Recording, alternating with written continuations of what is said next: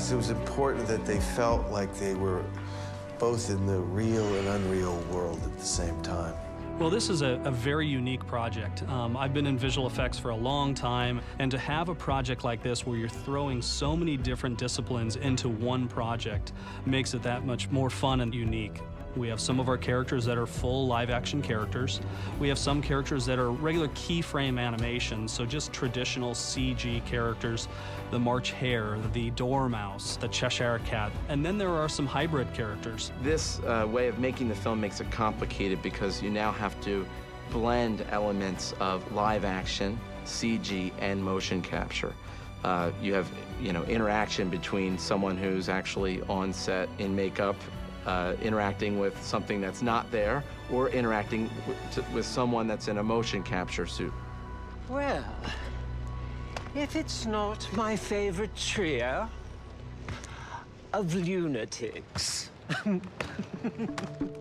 Motion capture basically records the movement of whatever the sensors are hooked to. They gave me a neoprene suit because I have all of these electronic things on that help sense where my body is. So when Crispin's performing and he's doing a scene, all those mannerisms, all the hand gestures and all the body language is all being recorded, and then that's applied to the animation of the armor, and then that's put together with his head. It is Crispin Glover's real head on a computer-generated body, but moving just like Crispin Glover's body really did when we were shooting on stage. I've never worked so extensively with green screen before, and it is something that seeps into your brain by the end of the day. The green screen vibe is not a very friendly vibe, so you want to keep it moving and keep things going as much as possible. So I'm of this kind of entire world of green, and I'm wearing green, and it's an odd feeling. I don't quite know how he navigates everything because he's on stilts, and he's got one eye because he wears an eye patch, and he's in the leotard, poor fellow. It's my crown, and I'm the eldest! Jabberwocky!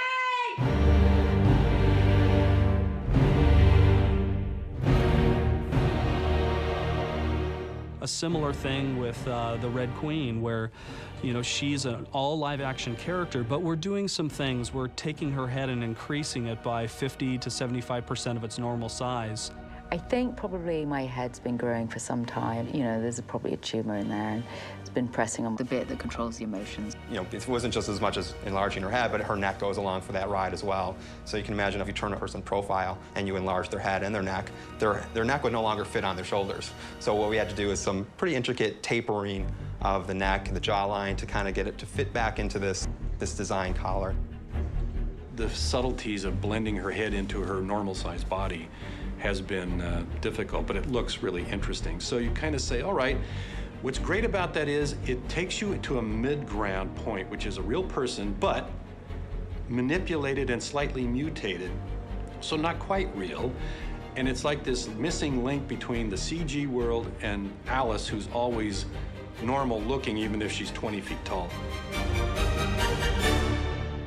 Bandersnatch is a pure 100% CG character. He's kind of half bulldog and half grizzly bear. Totally made-up character, never really seen anything like it before. Our goal was to go with a slightly more naturalistic approach to the animation. Bandersnatch is particularly problematic because his fur is so long. To get all of the sort of like fine details to get something that looks, just fantastic, is computationally very, very expensive. For a creature that is this large and what it's supposed to do, we want to get little, subtle details and emotion. So we are going to start adding in, drool coming out of the mouth.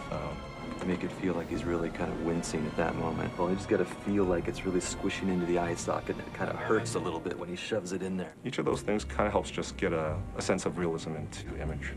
Every little, bit just keeps adding a layer of complexity. And it's the most important thing, I guess, it's that it has a soul. That it's not, it's artificial, but it shouldn't look like that.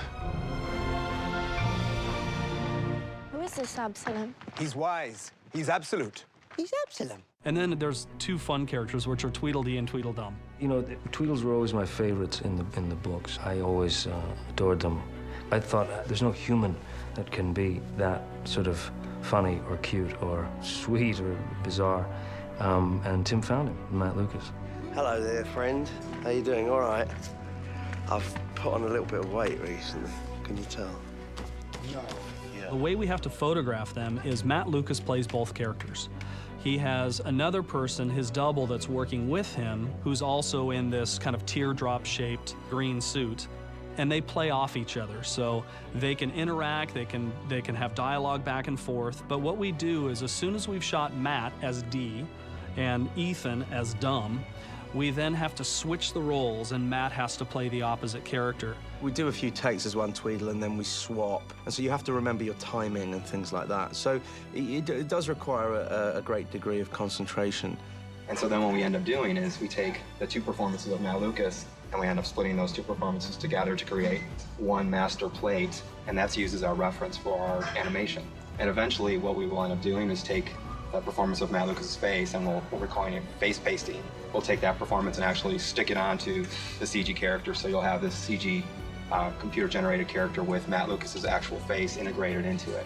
There's a lot of pieces and puzzling, putting things together, and in a weird way, kind of like a Polaroid photo, like you really don't see a shot materialize until the very end.